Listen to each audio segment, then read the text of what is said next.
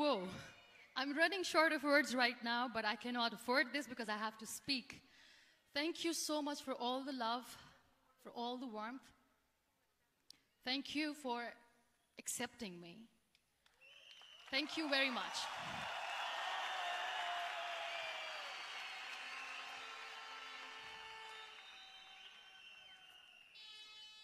Well, I always start my talk with a disclaimer. And that disclaimer is that I've never claimed to be a motivational speaker.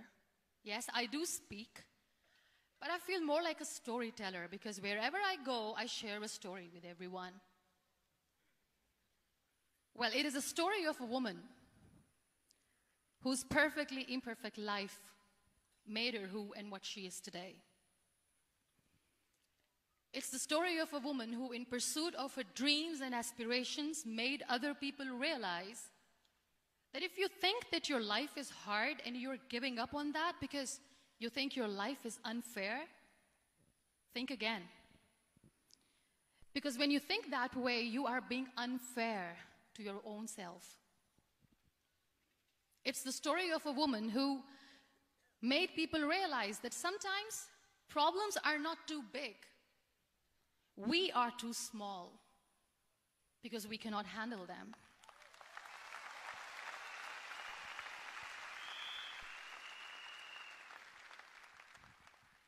It is the story of a woman who with time realized that real happiness doesn't lie in success, money, fame. It lies within. Real happiness lies in gratitude. So I am here, and I'm going to share the story of that woman. That is my story. The story of gratitude.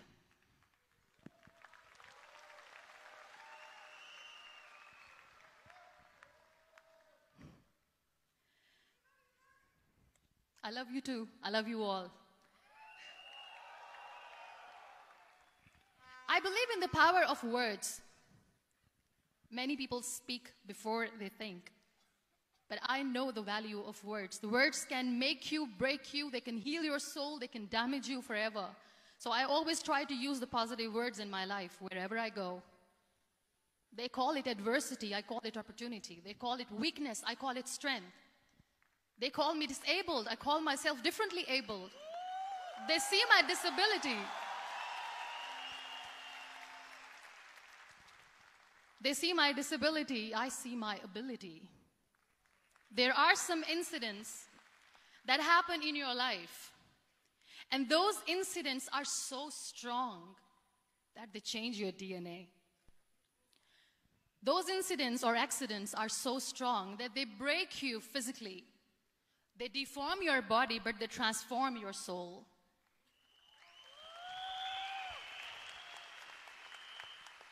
Those incidents break you, deform you, but they mold you into the best version of you. And the same thing happened to me. And I'm going to share what exactly happened to me. I was 18 years old when I got married. And this thing I'm sharing for the very first time on an international level. I was 18 years old when I got married. I belonged to a very conservative family, a Baloch family, where good daughters never say no to their parents. My father wanted me to get married. And all I said was, if that makes you happy, I'll say yes. And of course, it was never a happy marriage. Just about after 2 years of getting married, about 9 years ago, I met a car accident. Somehow my husband fell asleep and the car fell in the ditch. He managed to jump out, saved himself. I'm happy for him. But I stayed inside the car and I sustained a lot of injuries. The list is a bit long. Don't get scared. I'm perfectly fine now. Radius ulna of my right arm were fractured. The wrist was fractured. Shoulder bone and collarbone were fractured. My whole rib cage got fractured. And because of the rib cage injury, lungs and liver were badly injured. I couldn't breathe. I lost urinary bowel control. That's why I have to wear the bag wherever I go. But that injury that changed me and my life completely as a person and my perception towards living my life was the spine injury. 3 vertebrae of my backbone were completely crushed, and I got paralyzed for the rest of my life. So this accident took place in a far-flung area in the outskirts of a very small province, Balochistan, where there was no first aid, no hospital, no ambulance. I was in the middle of nowhere in that toppled car. Many people came to rescue. They gave me CPR. They dragged me out of the car. And while they were dragging me out, I got the complete transection of my spinal cord. And now there was this debate going on. Should we keep it here? She's going to die. Where should we go? There is no ambulance. There was this 4-wheeler Jeep standing in the corner of the street. They said, put her in the back of the Jeep and take her to the hospital, which is 3 hours away from this place. And I still remember that bumpy ride. I was all broken. They threw me at the back of the Jeep and they rushed me to the hospital. That is where I realized that my half body was fractured and half was paralyzed. I finally ended up in a hospital where I stayed for 2.5 months. I underwent multiple surgeries. Doctors have put a lot of titanium in my arm. There's a lot of titanium at my back to fix my back. That's why people in Pakistan call me the Iron Lady of Pakistan.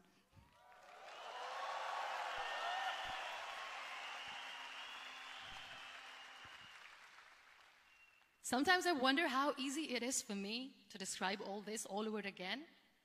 And somebody has rightly said that when you share your story and it doesn't make you cry, that means you have healed.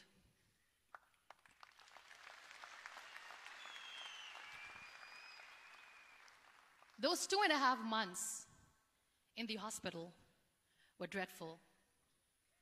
I will not make up stories just to inspire you. I was at the verge of despair.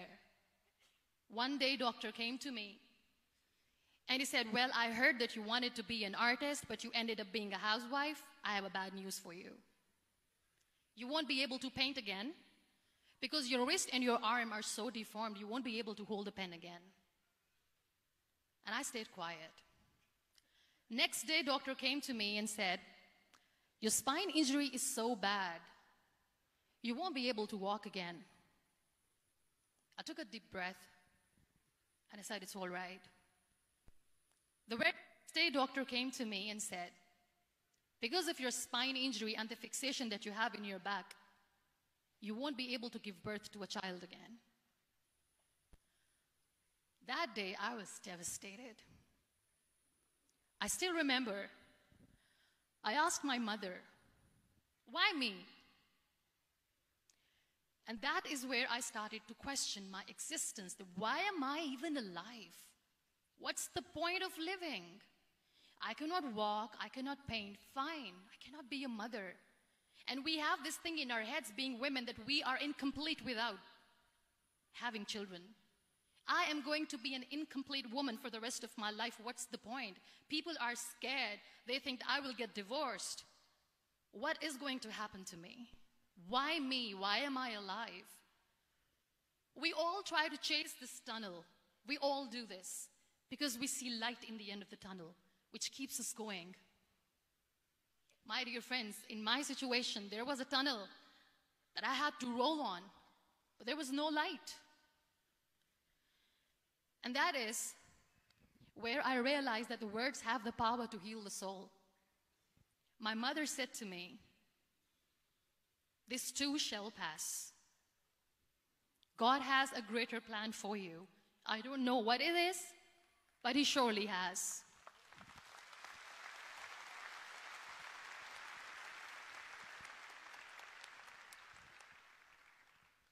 And in all that distress and grief, somehow or the other, those words were so magical that they kept me going.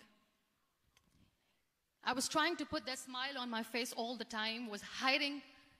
It was so hard to hide the pain, which was there. But all I knew was that if I will give up, my mother and my brothers will give up too. I cannot see them crying with me. So what kept me going was, one day I asked my brothers, I know I have a deformed hand, but I'm tired of looking at these white walls in the hospital and wearing these white scrubs. I'm getting tired of this. I want to add more colors to my life. I want to do something. Bring me some colors. Bring me some small canvas. I want to paint. So the very first painting I made was on my deathbed, where I painted for the very first time. It was not just an art piece or just my passion. It was my therapy. What an amazing therapy it was. Without uttering a single word, I could paint my heart out. I could share my story. People used to come and say, what lovely painting. So much color. Nobody could see the grief in it. Only I could.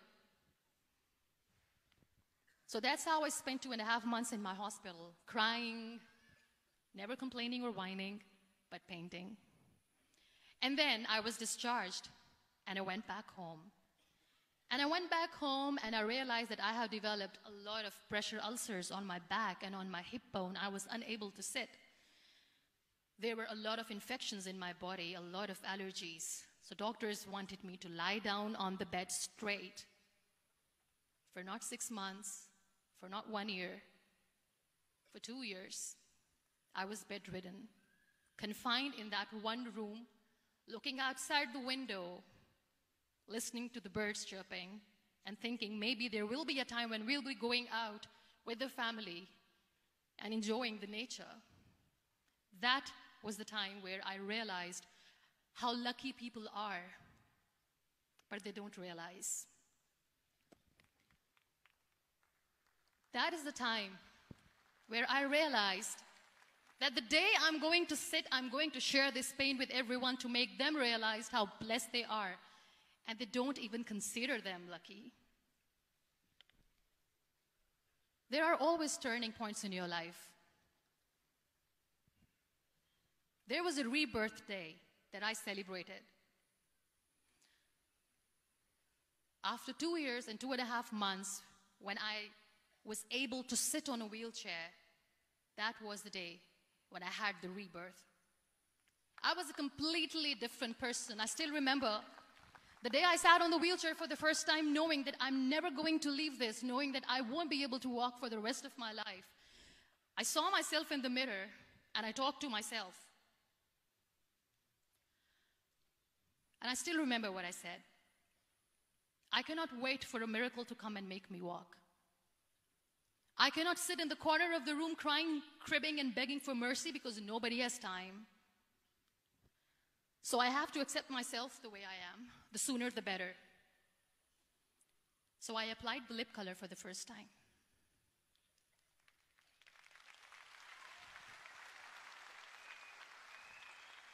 And I erased it. And I cried. And I said, what am I doing? A person on a wheelchair should not do this. What will people say? Clean it up. Put it again. This time I put it for myself. Because I wanted to feel perfect from within.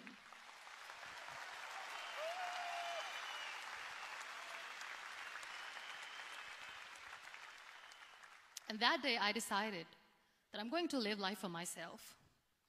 I am not going to be that perfect person for someone. I am just going to take this moment and I will make it perfect for myself.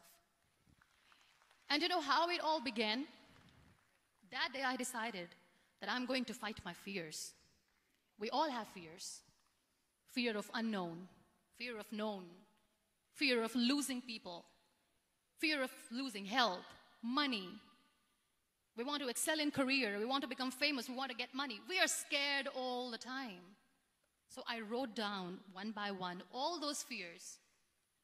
And I decided that I'm going to overcome these fears one at a time. You know what was my biggest fear? Divorce. I couldn't stand this word. I was trying to cling on to this person who didn't want me anymore, but I said no.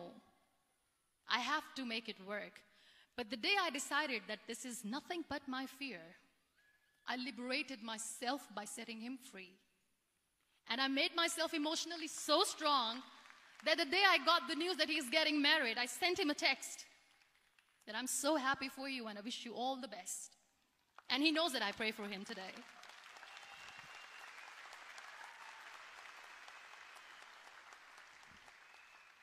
My biggest fear, number 2, was I won't be able to be a mother again. And that was quite devastating for me. But then I realized there are so many children in the world, all they want is acceptance.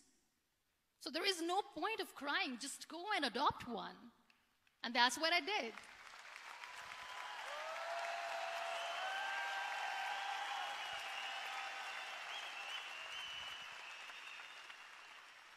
I gave my name in different organizations, different orphanages. I didn't mention that I'm on a wheelchair, dying to have a child. So I just told them that this is Muniba Mazari and she wants to adopt a boy or girl, whatsoever, but I want to adopt a kid. And I waited patiently. 2 years later, I got this call from a very small city in Pakistan. I got a call and they said, "Are you Muniba Mazari? There is a baby boy and would you like to adopt?" And when I say yes, I could literally feel the labor pain. I said, yes, yes, I am going to adopt him. I am coming to take him home.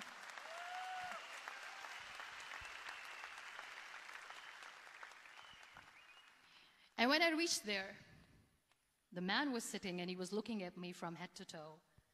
And in back of my head, I kept thinking that, oh my God, he is going to say she's on the wheelchair. She doesn't deserve it. How is she going to take care of him? And I looked at him and I said, "Do not judge me because I'm on the wheelchair." But you know what he said? He said, "I know you will be the best mother of this child. You both are lucky to have each other."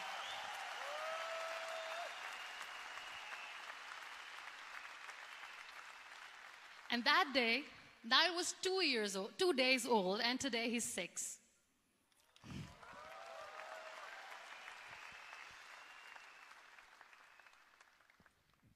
You'll be surprised to know another bigger fear that I had in me. It was facing people. I used to hide myself from people. When I was on bed for 2 years, I used to keep the door closed. I used to pretend that I'm not going to meet anyone, tell them that I'm sleeping. You know why? Because I couldn't stand that sympathy that they had for me. They used to treat me like a patient. When I used to smile, they used to look at me and say that, "You're smiling, are you okay?" I was tired of this question being asked, "Are you sick?" Well, a lady yesterday at the airport asked me, "Are you sick?" And I said, "Well, besides the spinal cord injury, I'm fine, I guess."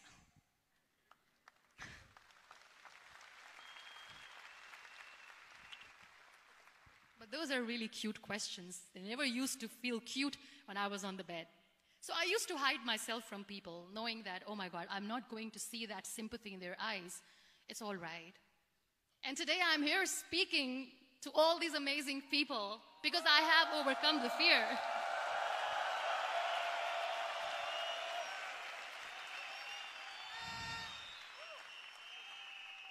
You know, when you end up being on the wheelchair, what's the most painful thing? That's another fear that people on the wheelchair or the people who are differently abled have in their hearts, but they never share. I'll share that with you. The lack of acceptance. People think that they will not be accepted by the people because we, in the world of perfect people, are imperfects. So I decided that instead of starting an NGO for disability awareness, which I know will not help anyone, I started to appear more in public. I started to paint. I always wanted to. I have done a lot of exhibitions. I'm Pakistan's first wheelchair-bound artist. I have done a lot of modeling campaigns, different campaigns for brands like Tony and Guy.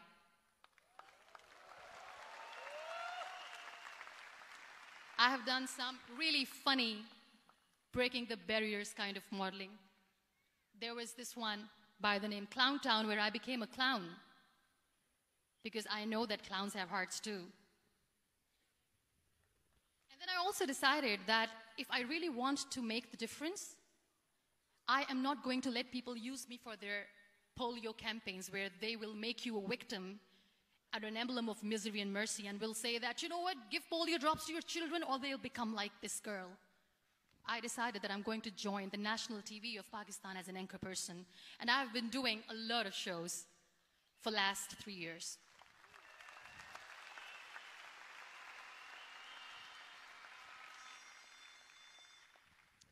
So when you accept yourself the way you are, the world recognizes you. It all starts from within. Thank you. I became the National Goodwill Ambassador for UN Women Pakistan, and now I speak for the rights of women, children. We talk about inclusion, diversity, gender equality, which is a must. I was featured in BBC 100 Women for 2015. I'm one of the Forbes 30 under 30 for 2016. And it all didn't happen alone. You all are thriving in your careers. You have bigger dreams and aspirations in life. Always remember one thing.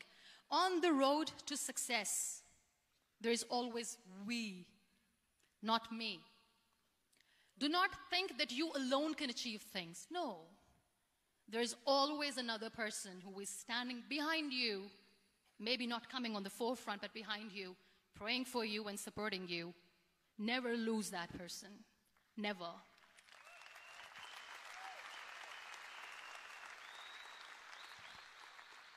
No matter how much I say that I couldn't find a hero, so I became one, I still want to recognize those 3 people in my life who literally changed my life completely, and I get inspiration from them every single day. Waleed Khan. Many people know about the terrorist attacks in Pakistan. We have lost many people. And I'm sharing this with a very heavy heart because we actually have lost a lot of people in this huge turmoil of terrorism. These people are barbarians. They do not see people. They're even worse than animals. They have killed people in mosques. They have killed people in churches, temples, even in schools. There was this terrorist attack in Army Public School, Peshawar, where these terrorists entered in an examination hall and they killed our children. And in that attack, that day, this beautiful boy, Waleed Khan, who was my hero, my real-life hero, was the proctor who was taking care of the students, was keeping an eye on the students. Those barbarians shot him 3 times in the face, 5 times on his body, and he fell down. I was asked to give a talk in the school after a week of that terrorist attack. With a very heavy heart, I went there and I spoke. We sang a few national songs. I thought that maybe I've done my part, but deep inside, it was killing me. I could see children injured. I could see children sitting on the wheelchairs looking at me wondering, what next? What was our fault? Just because we were here to give examination, we have been shot. So many people, so many children lost their friends. Their classrooms were empty. The next day they went to the classroom.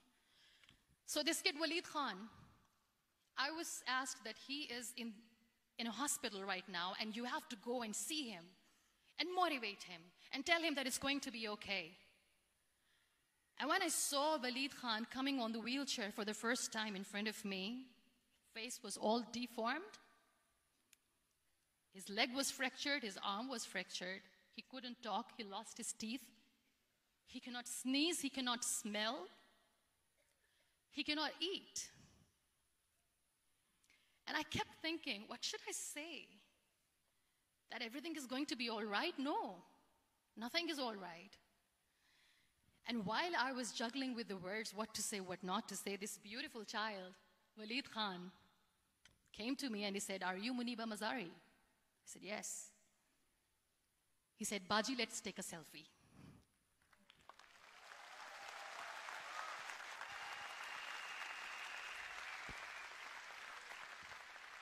And with that beautiful, toothless smile of Waleed Khan, we took that beautiful selfie that I still have with me. I don't share that here because he was in a very bad shape that time. And that is where I realized that when I was thinking too much about his deformities, he's happy with himself. He doesn't even care. Because today he goes in the same school, and when somebody asks him that what happened to your face, why so many scars, you know what he says? "These scars are my medals and I wear them with pride."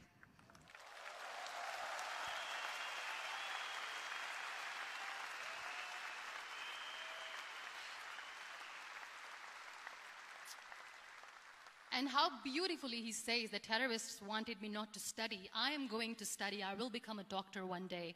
And this is my way of taking revenge from those terrorists.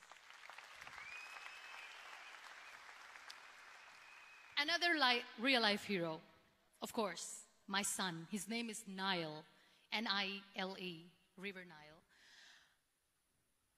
I learned so much from this kid. The first and foremost thing is patience. How to be patient when you know that your mother cannot walk, when you know that your mother is different from the other women, when you know that your mother cannot go out and play with you, how to stay calm. He loves football. And when we got the very first football, he was 4 years old. He was super excited. I still remember he came in the room and he said, "Mom, let's play football." And he kept the ball in my feet. And he said, "Let's kick it." And that day I felt disabled. I said, "I cannot kick the ball."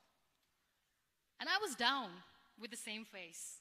He looked at me and he said, "Well, that's all right. Your legs are not working, but your hands do. Let's play catch the ball."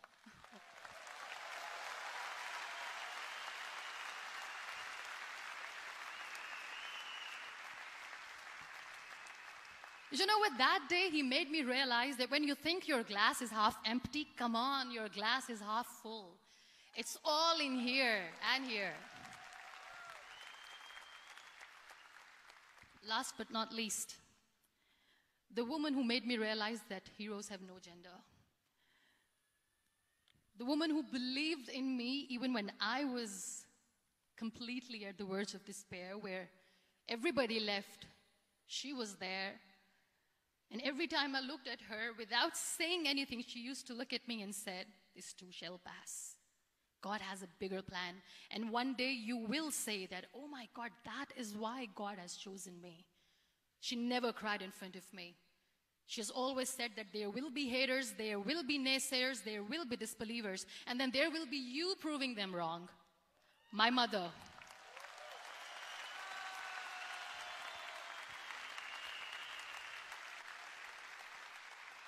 Whatever I am today, I'm nothing without her.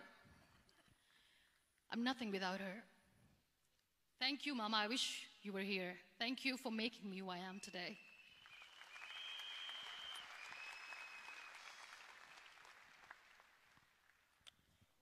You know what? We human beings have a problem.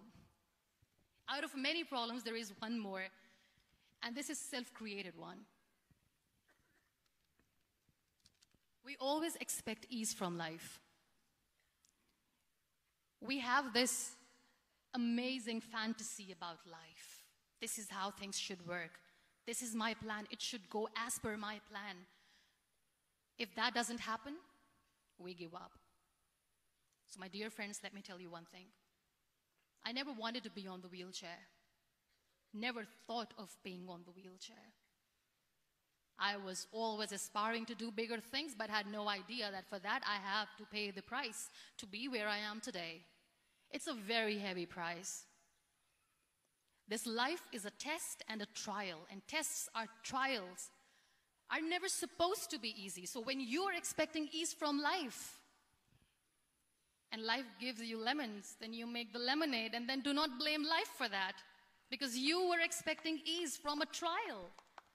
Trials make you a stronger, better person. Life is a trial, and with time you realize that.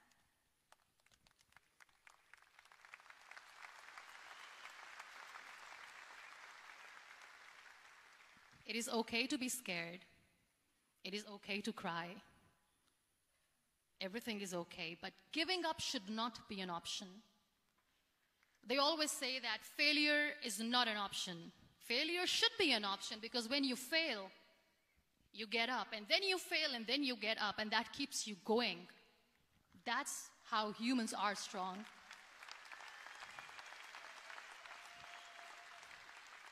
Failure is an option, should be an option, but giving up is not. Never. We have this thing in minds. We call it perfection. We want everything perfect. We want ourselves to be perfect. There is this image in our head about everything. Perfect life, perfect relationships, perfect career, perfect amount of money that we need to earn no matter what. Nothing is perfect in this world. We all are perfectly imperfect, and that is perfectly all right. That's all right.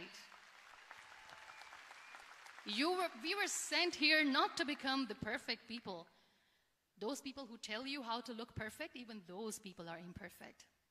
Trying to fight this fear of looking imperfect. I used to be perfect. I still remember. I got this compliment years ago when I used to walk. Oh my God, look at you. You're fair, you're tall, you're perfect. Look at me now. You're still perfect.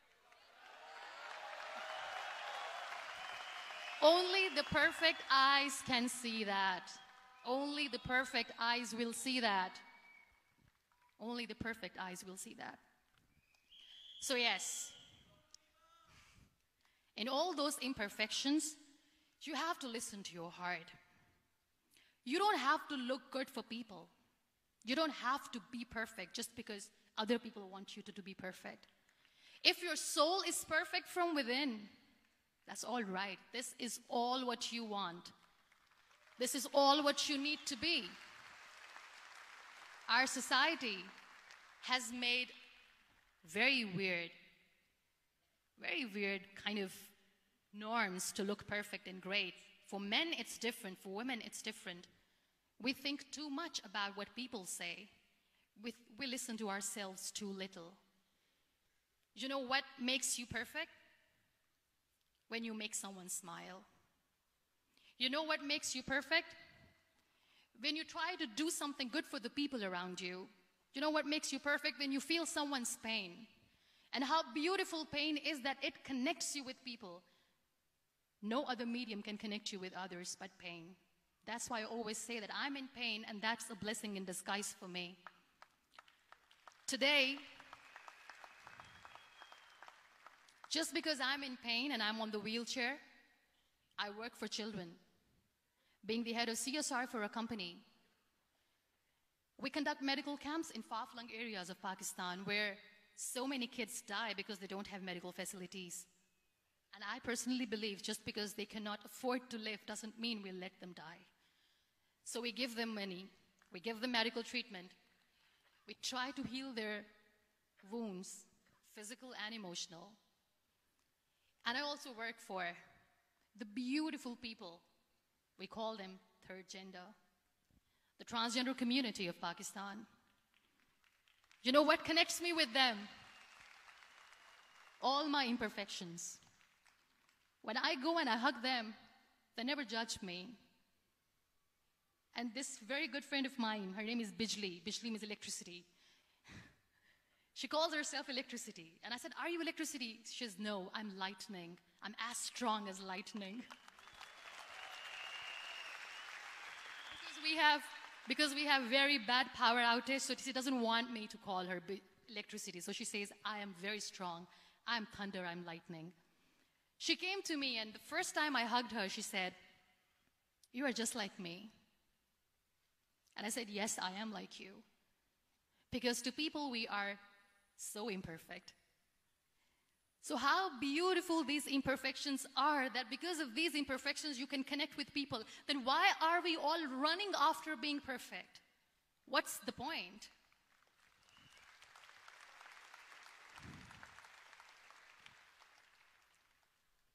Every time I go in public, I always smile. There's always a big toothy smile on my face, and people ask me, don't you get tired of smiling all the time? What's the secret? I always say one thing, that I have stopped worrying about the things that I have lost, the people that I have lost. Things and people who were meant to be with me are with me. And sometimes, somebody's absence makes you a better person. Cherish their absence. It's always a blessing in disguise.